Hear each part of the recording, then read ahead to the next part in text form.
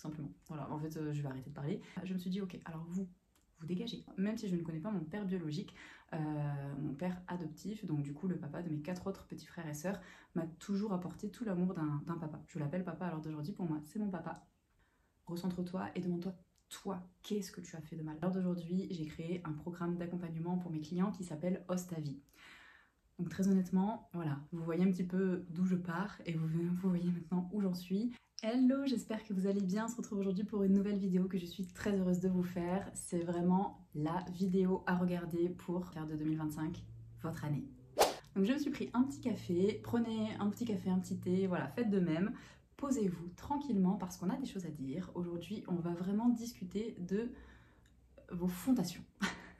On va faire en sorte que 2024 soit une analyse profonde, concrète et utile pour faire de 2025 vraiment l'année de vos rêves. Et honnêtement, c'est totalement possible parce que moi-même, je suis partie de rien du tout.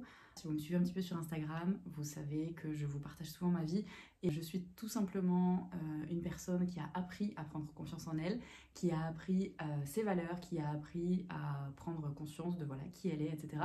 Je suis honnêtement, à l'heure d'aujourd'hui, hyper épanouie. Je suis coach en développement personnel et spirituel pour les personnes voilà, qui souhaitent travailler et ouvrir un petit peu leur spiritualité. J'analyse le thème astral de mes clients. Je permets aux personnes de dépasser leurs croyances limitantes, leurs peurs, voilà, leurs blocages, etc. pour passer au niveau supérieur dans leur vie. Donc si ça t'intéresse, n'hésite pas à continuer à regarder ou à simplement écouter comme un podcast parce que ça va être très intéressant. Je vais te partager aujourd'hui toutes mes astuces, toutes les phases en fait qui m'ont permis d'être la personne que je suis aujourd'hui. Donc pour te situer un petit peu, moi à la base je pars d'une famille qui n'a pas d'argent. On est 5 enfants à la maison, mes parents nous ont toujours aimés, voilà, j'ai toujours reçu beaucoup d'amour, même si je ne connais pas mon père biologique, mon père adoptif, donc du coup le papa de mes 4 autres petits frères et sœurs, m'a toujours apporté tout l'amour d'un papa. Je l'appelle papa à l'heure d'aujourd'hui, pour moi c'est mon papa. Je ne suis partie absolument de rien, je n'ai pas de famille riche, je n'ai pas de famille entrepreneur, voilà, je me suis forgée toute seule.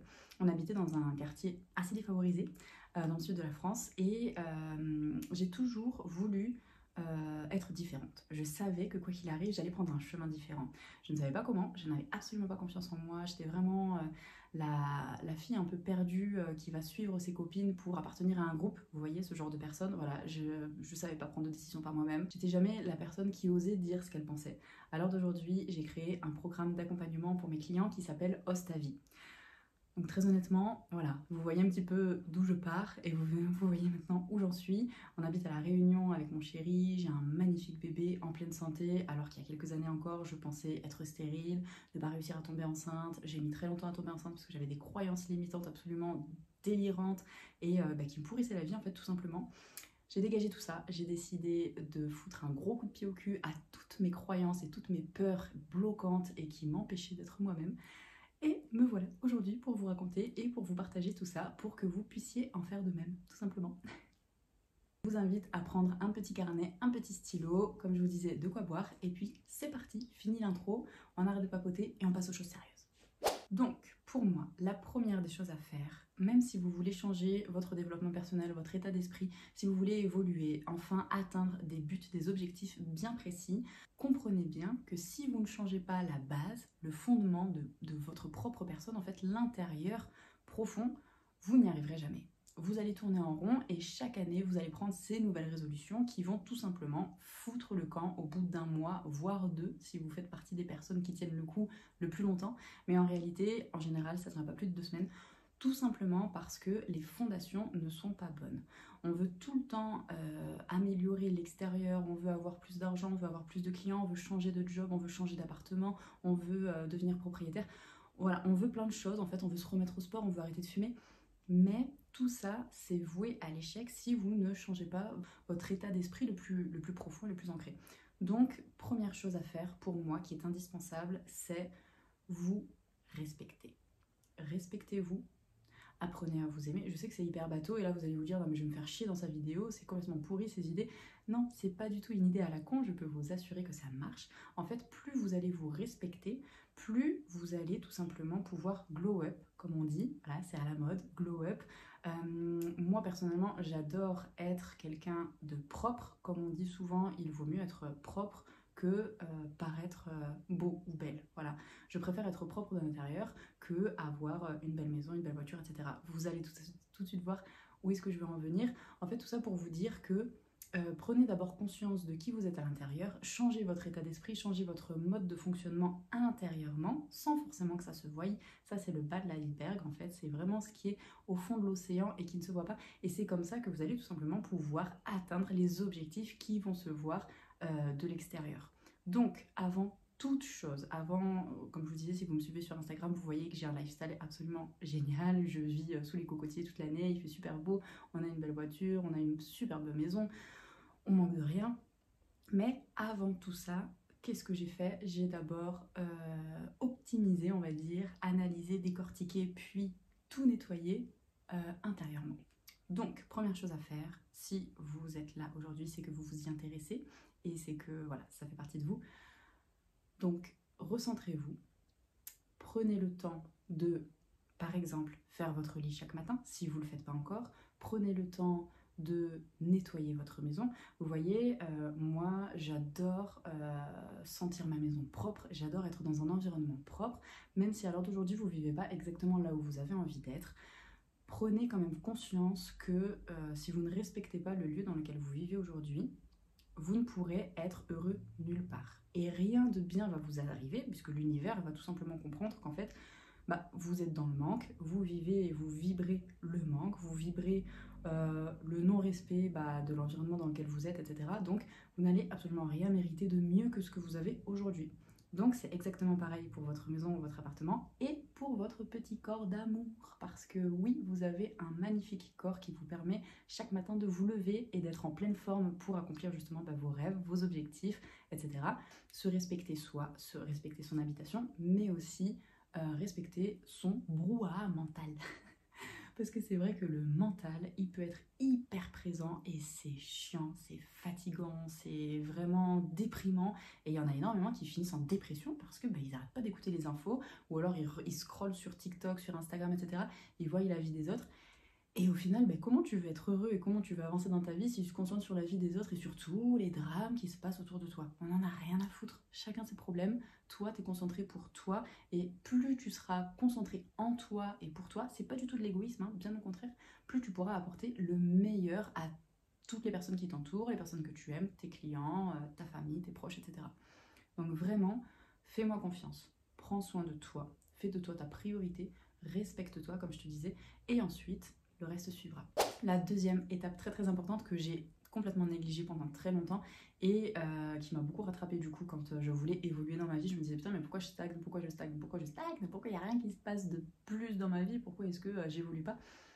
Peut-être tout simplement parce que je ne prenais pas conscience qu'il y avait quelque chose de plus grand qui nous entourait.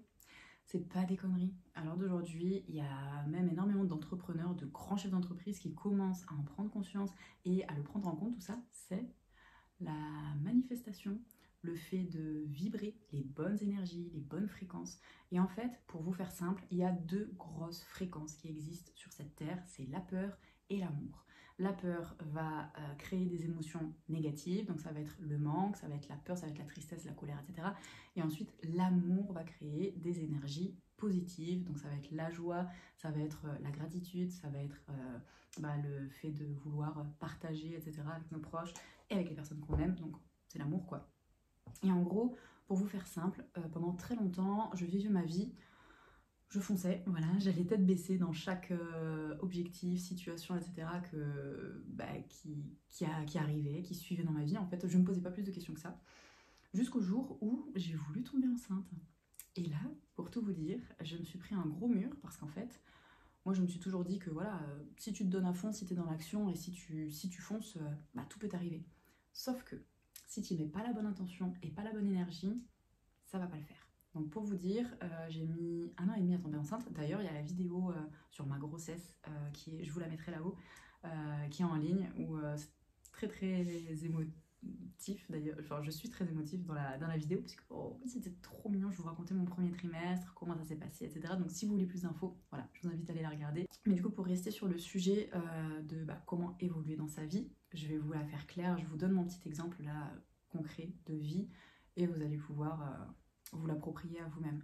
En gros, comme je vous disais, voilà, je fonçais tête baissée. Je me suis dit que pour tomber enceinte, il n'y avait pas plus simple que voilà, un homme et une femme et hop, ça fait un bébé. Sauf que non, j'y mettais une énergie de manque, j'y mettais une énergie de peur parce que j'avais énormément de peur. En fait, je me suis rendu compte que la Lolita d'avant être enceinte, avant de vouloir tomber enceinte, en fait, elle avait plein de peurs qui étaient complètement, profondément enfouies à l'intérieur d'elle-même. Et quand j'ai voulu tomber enceinte, quand j'ai voulu voilà, avoir un bébé avec Flo, là, j'ai découvert une nouvelle Lolita qui avait en fait plein de peurs, qu'elle enfouissait depuis très très longtemps. Et vu que je fonçais tout le temps de tête baissée, je me rendais pas compte. Et puis je pense que je me le cachais à moi-même parce que voilà, des peurs, on n'a jamais vraiment envie d'être face à face avec elles.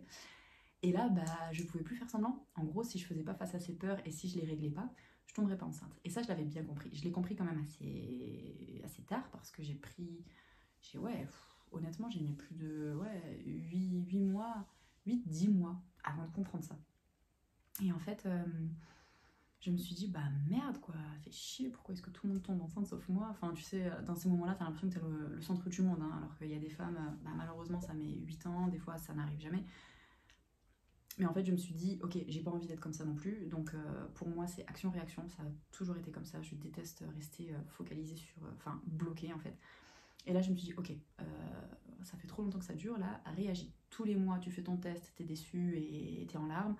À un moment donné, ça va plus là. Donc, on se pose, on réfléchit. Qu'est-ce que tu fais mal, en gros? Parce qu'il n'y a jamais vraiment. Pour moi, on est toujours le centre de nos résultats. Donc, si ça se passe mal dans ta vie, oui, tu peux dire que tout le monde entier est contre toi, etc. Mais recentre-toi et demande-toi, toi, qu'est-ce que tu as fait de mal? Parce que les autres, on ne pourra jamais changer leur réaction, etc., la façon dont eux ont réagi. Mais toi, tu pourras toujours changer la façon dont tu vis la chose et tu peux toujours switcher pour que ça se passe mieux. Donc là, je me suis posée et je me suis dit, ok, qu'est-ce qui se passe que je fais peut-être mal, que je pourrais améliorer, faire autrement? Et là, je me suis dit, en fait, depuis que je veux tomber enceinte, je vibre la peur. Bon, je vous rassure tout de suite, j'ai vécu ma grossesse comme dans un conte de fées, c'était absolument magique, mon accouchement était génial, enfin voilà, j'ai tout vécu comme dans un magnifique film. Donc au final, toutes ces peurs, c'était que de l'imaginaire, c'était que dans ma tête. Et ça, c'est ce qu'on voit tout le temps avec mes clients en consultation, etc. Et vraiment, si vous êtes dans un cas où vous avez besoin de prendre votre vie en main et puis vous en avez marre d'être tout simplement victime de vos peurs, de vos croyances limitantes, honnêtement, je vous mets en barre d'infos mon Instagram et puis mon mail. Écrivez-moi parce qu'on peut vraiment faire quelque chose de concret en pas très longtemps. Des fois, c'est du tac au tac en fait. Il y a juste besoin que je vous dise une phrase ou que vous rendiez compte de quelques trucs et hop. Donc, n'hésitez pas à prendre un appel découverte avec moi, qu'on en discute, voilà, qu'on voie ensemble, c'est totalement gratuit et au moins on pourra déjà analyser, vous pourrez y voir plus clair sur où est-ce que vous en êtes aujourd'hui, pourquoi ça bloque, voilà, tout simplement. Donc moi j'ai pris ce recul personnellement parce que je suis dans le métier et que je savais comment faire, en fait j'ai tout simplement fait comme avec mes clients. Mais du coup voilà, quand on n'est pas dans le truc, des fois on peut se sentir un peu submergé. Donc voilà, moi je suis là pour tout éclaircir ce brouillard devant nos yeux. Et du coup, voilà, je me suis posée et ces peurs-là, je me suis dit, ok, alors vous dégagez. Moi, je veux réellement tomber enceinte, je veux réellement vivre justement cette famille. J'ai toujours rêvé d'avoir ma famille à moi, d'avoir mon bébé, d'avoir mon mari. J'ai jamais voulu une grande famille, mais par contre, j'ai toujours voulu au moins un enfant ou deux. Honnêtement, on verra si on en fait un deuxième.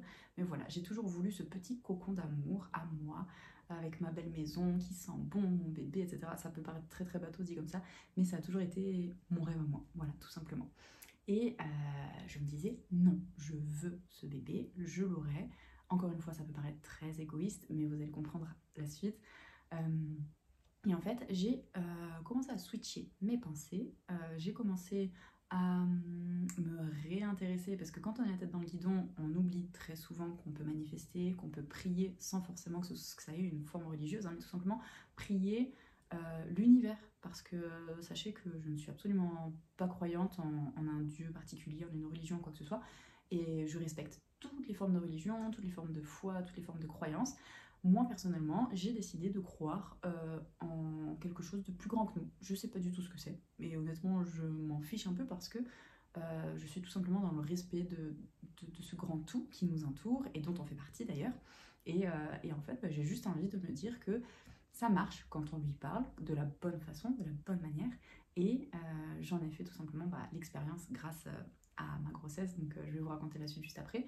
Mais honnêtement, le jour où j'ai décidé de me remettre à fond dans cet état de gratitude, voilà, à ce moment-là, je me suis dit, ok, donc c'est reparti. On va refaire un petit peu, on va raviver notre foi intérieure. Et, euh, et à partir de là, en fait, je me suis rendu compte que ces peurs, elles avaient totalement dégagé. Parce qu'en fait, il faut savoir que pour faire face à une peur, pour qu'une peur disparaisse, il faut tout simplement s'y confronter. Et là, quoi de mieux que de me confronter à la peur de la maternité en tombant enceinte? Dites-moi. Donc du coup, ce que j'ai fait, c'est que j'ai vibré l'amour, j'ai été dans le lâcher-prise. C'est facile dit comme ça, vous allez vous dire oui, ça paraît tellement simple, mais honnêtement, c'est tout un processus. Une fois que c'est ancré en toi et que tu sais comment t'y prendre, après c'est facile, ça roule tout seul. Il faut juste re-switcher des fois son cerveau. Voilà, c'est normal qu'on parte dans notre imaginaire, dans nos peurs, etc. Mais après, voilà, hop, tu te reposes et tu te dis, ok, là c'est bon, je sais exactement qu'est-ce qu'il faut que je fasse, donc hop, c'est reparti. Je faisais ma petite lettre à mon bébé, à la nouvelle lune, voilà, je lui parlais, il n'était pas encore là, mais je faisais comme s'il était dans mon ventre, et puis je ressentais cet amour que j'avais pour lui, etc. Et en fait, le mois d'après, j'étais enceinte, tout simplement. Voilà, en fait, je vais arrêter de parler, c'est juste, voilà, pour vous dire, j'ai mis plus d'1 an à tomber enceinte, le moment où je me suis dit, ok, là Lolita, t'arrêtes tes conneries avec tes peurs, tes croyances, tu vibres de la merde, là, donc stop. À un moment donné, hop, tu te refocalises et le mois d'après, j'étais enceinte. Magie ou pas, hasard ou pas, j'en sais rien. Encore une fois, comme je vous dis, moi j'ai juste envie de croire en ce grand tout qui nous permet de réaliser tout ce qu'on a envie de réaliser quand on le fait de la bonne manière. Donc voilà, la deuxième très très grosse étape pour moi, c'est ça. Donc premièrement, comme je vous disais, respectez-vous, respectez votre environnement dans lequel vous vivez, respectez votre corps, respectez votre être intérieur et puis tout ce qui vous entoure. Respectez, faites votre lit, buvez de l'eau, prenez soin de vous, soyez propre de l'intérieur également avec vos pensées et puis vos manifestations. Voilà, la deuxième étape pour moi c'est vraiment ça, c'est le fait de savoir comment manifester, comment réaliser vos rêves, tout simplement parce que il y a des phases dans le cycle lunaire à prendre en considération. La nouvelle lune, sachez que c'est vraiment le moment pour manifester. C'est ce que j'ai fait et à la pleine lune, c'est là où vous récoltez tout simplement ce que vous avez désiré. Voilà, pas plus compliqué que ça. D'ailleurs, pour ceux qui me suivent sur Instagram, j'ai fait un live là il n'y a pas très longtemps qui est toujours dispo. Si vous voulez aller le regarder, je l'ai fait justement en fait, j'ai récapitulé, on va dire, toutes les étapes pour manifester de la bonne façon. Donc n'hésitez pas à aller me suivre sur Instagram. Je vous ai mis le lien en description. Et vous regardez, c'est dans les dernières publications. Voilà, je crois qu'il y a marqué comment manifester ou comment bien manifester, un truc comme ça. Donc voilà, n'hésitez pas à aller regarder ça et puis vous me direz ce que vous en aurez pensé. Et troisième étape pour évoluer de la bonne façon, la troisième étape est la dernière parce qu'honnêtement, pour moi, le trop est l'ennemi du bien et j'ai toujours été quelqu'un d'hyper minimaliste, autant dans ma façon de vivre, dans ma façon de m'habiller, dans ma façon de me préparer, dans ma façon de travailler. J'ai toujours été droite au but, minimaliste et concrète.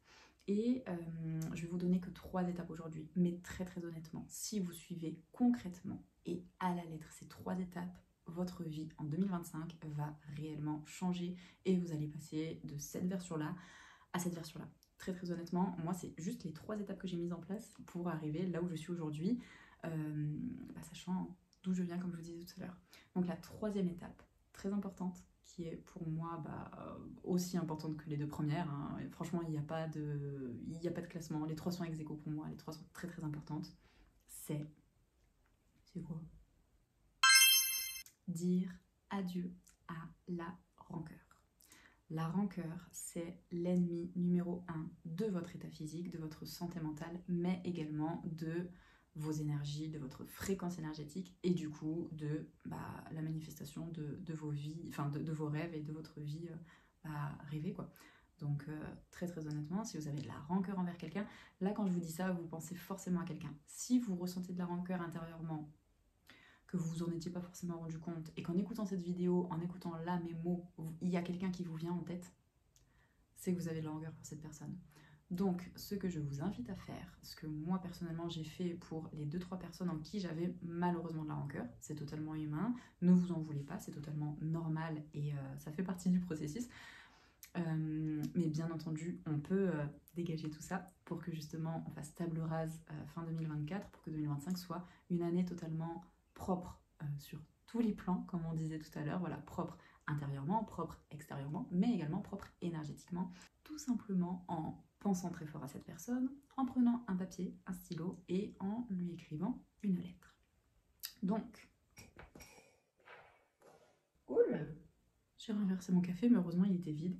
Un papier, un stylo, dans mon sac tout le temps, ça fait partie de, voilà, de mes habitudes. J'ai toujours mon carnet et mon stylo. Et ce que je vais vous inviter à faire, c'est de faire une lettre pour cette personne, mais que vous n'allez pas donner. Vous n'allez pas lui donner. En fait, soit vous lui donnez si vous avez envie, si vous vous sentez ok avec ça, et si vous avez envie de lui partager ce que vous ressentez intérieurement, c'est encore mieux, hein. Franchement, je ne vais pas vous dire de ne pas lui donner.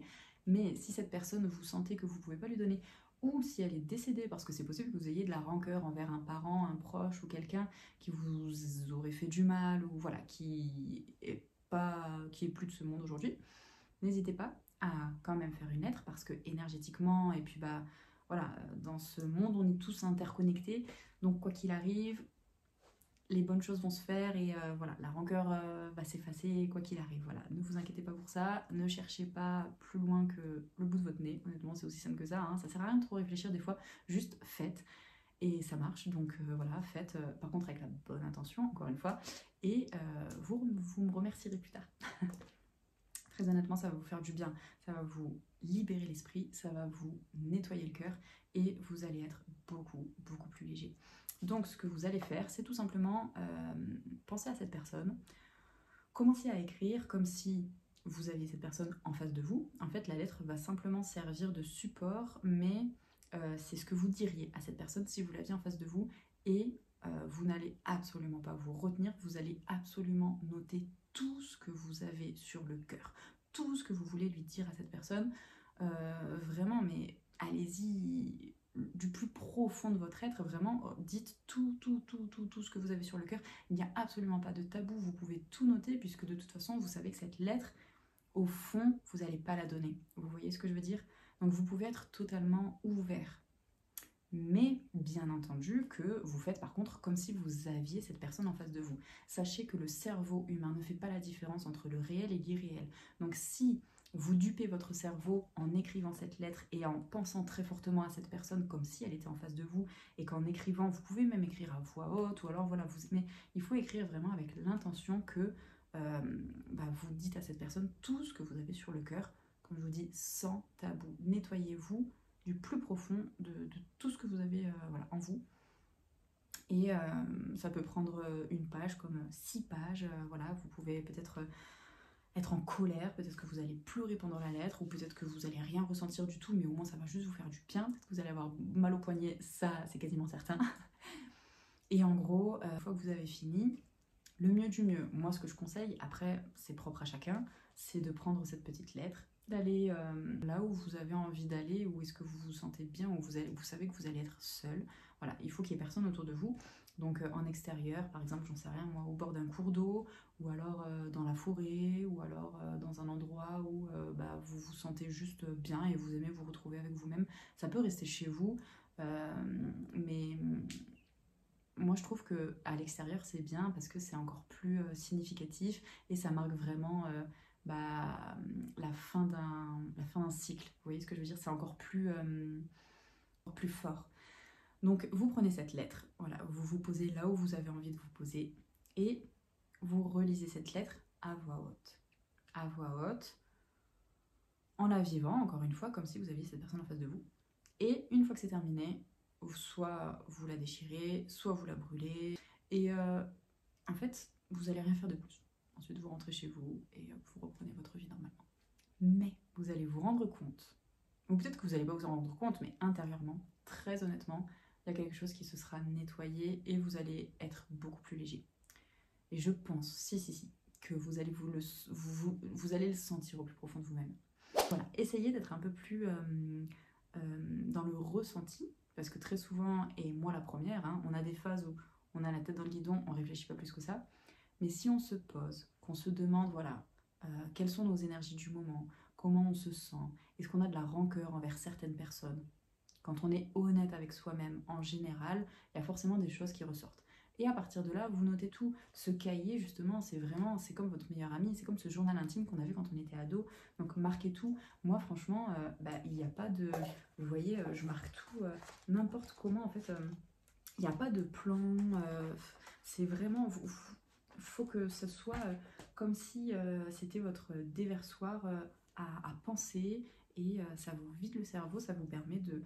Moi, des fois, je note juste des idées, mais je fais même pas de phrases, tac, je mets des points comme ça. Et ensuite, sur la page d'après, ça va être une lettre entière pour telle ou telle personne. En fait, il n'y a pas de règle. Vous faites comme vous le sentez. Moi, je vous donne le conseil et je vous donne ces 3 étapes. Si vous les faites de la façon dont je vous l'ai dite, ça va marcher. Mais après, une fois que vous êtes OK et que vous avez compris le processus et que c'est ancré en vous, après, vous le faites vraiment comme vous le sentez. Et le principal, c'est de le faire avec le cœur et de ressentir ce que vous faites. Voilà, il ne faut pas faire juste avec le cerveau et dans la théorie. On m'a dit de faire ça, alors je le fais, etc. Si la façon dont je vous ai dit les choses, ça vous convient pas, ou alors vous vous sentez pas OK avec ça, par exemple de faire une lettre et ensuite d'aller la jeter ou de la déchirer ou quoi que ce soit, ça vous convient pas, et vous préférez la plier en petits morceaux et puis la garder dans votre portefeuille, par exemple, c'est OK aussi. Vous faites comme vous le sentez. Mais vraiment, moi, ce que je vous conseille, c'est de prendre ces 3 phases et ensuite de les adapter à votre sauce, parce qu'on est tous différents, on a tous des ressentis différents, et moi je prône vraiment l'intuition et le fait de s'écouter pour pouvoir évoluer. Donc la théorie, c'est très bien, c'est ce que je vous donne aujourd'hui, et c'est quand même les bases, les fondations qui vont vous permettre de vivre la vie que vous souhaitez vivre pour être totalement épanoui. Ça, c'est absolument génial, et honnêtement, ça va marcher, voilà, parce que vous allez suivre ce que je vous ai dit. Mais ensuite, la façon dont vous allez l'agrémenter, le faire, etc., c'est vous qui le faites à votre sauce. Vraiment, je préfère, j'ai vraiment envie de mettre un point d'honneur là-dessus. Vous devez apprendre à vous écouter. Voilà. Écoutez, je pense que cette vidéo aura été quand même assez complète, donc voilà, honnêtement, je vois pas trop quoi vous donner plus comme point, parce que en général, on veut trop faire et après, ça foire. Donc faites déjà ça. On se retrouve ensuite sur Instagram, ou comme je vous disais, voilà, je vous mets mon mail aussi, si vous voulez me faire un petit retour de comment est-ce que vous avez vécu ces étapes, et puis comment est-ce que vous voulez évoluer ensuite après les étapes. Là, peut-être que vous allez vous faire ces 3 étapes, et puis hop, ensuite vous allez vous dire, ouais, qu'est-ce que je fais après, quoi. Là, ça y est, j'ai envie d'avancer, j'ai envie d'évoluer, je sens qu'il y a un truc qui se passe, je sens que ma vie est prête pour avancer et pour grandir, donc comment on fait pour la suite? Je vous invite à m'écrire, à m'appeler, ou voilà, à m'écrire un petit message, et à partir de là, on pourra voir ensemble ce qu'on peut faire. Je suis sûre que des choses merveilleuses vous attendent. Donc faites-vous confiance, et moi en tout cas, je vous fais grandement confiance. Je sais que vous êtes capable de tout réaliser. Donc voilà, reprenez conscience de votre pouvoir intérieur. On se retrouve dans une prochaine vidéo, et en attendant, sur Instagram, je vous partage tous les jours ma petite vie en story. Donc n'hésitez pas à me suivre, à me faire un petit coucou, ça me fait super plaisir à chaque fois que j'ai vos retours. Et on se retrouve très vite. Bye bye.